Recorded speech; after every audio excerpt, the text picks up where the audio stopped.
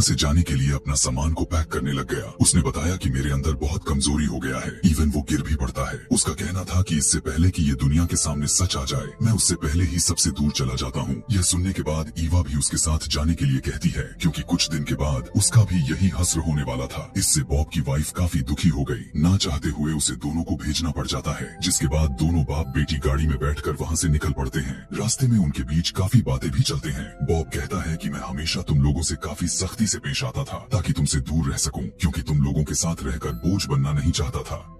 ईवा भी कहती है, डैड मैंने हमेशा आपकी कमी को महसूस किया है और अब मैं हर एक लम्हा आपके साथ गुजारना चाहती हूँ जो हमने खो दिए हैं। खैर, अब ये दोनों उस जगह पर पहुँचे जहाँ उन्हें बॉब का अगला पार्सल पहुँचाना था। तभी बॉब देखता है कि उसका चेहरा भी गायब हो रहा था। उसे कुछ भी समझ में ही नहीं आ रहा था कि आखिर मैं क्या करूँ। तभी ईवा फाउंडेशन लगाकर उसके चेहरे को कवर कर देती है और बॉब जाकर उस आदमी को पार्सल दे देता है, जिसके बाद वो उसे अपने घर लेकर आया। ईवा चाइनीज चाय को बनाती है जिसे दोनों पीते हैं। बॉब उसे कहता है, यहाँ तुम बड़े ही सुकून से रह सकती हो, क्योंकि यहाँ के लोगों को किसी के गायब होने से कोई फर्क नहीं पड़ने वाला। दोनों बाप बेटी काफी अच्छा टाइम को बिताते हैं, हंसी मजाक करते हैं। उधर नेल्सन वाला पार्सल जब आदमी ने खोला तो उसमें तो बस कील ही थी। उसने जब नेल्सन को बताया तो उसे बहुत गुस्सा आ गया। बॉब भी अब और तेजी के साथ गायब होने लग गया था। उसका चेहरा थोड़ा सा रह गया था। वो अपनी बेटी को गले से लगाकर कहता है, मेरी बच्ची, मेरा आखिरी टाइम आ चुका है। फिर वो किसी काम को कहकर एक मिल में चला जाता है जहाँ वो अब पूरी तरह से गायब हो चुका था। तभी नेल्सन बॉब के घर में घुस जाता है।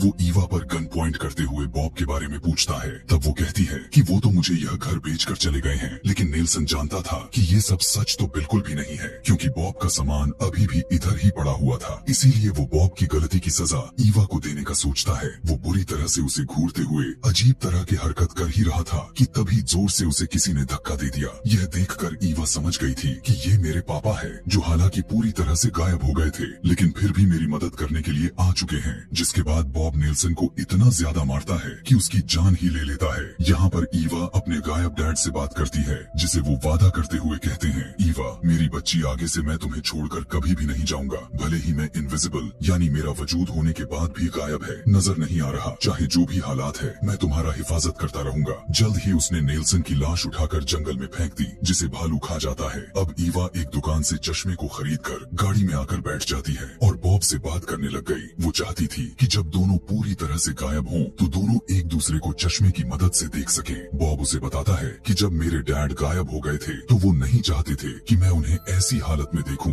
जिस मेंटल हॉस्पिटल में उन्हें भर्ती किया गया था, जहां से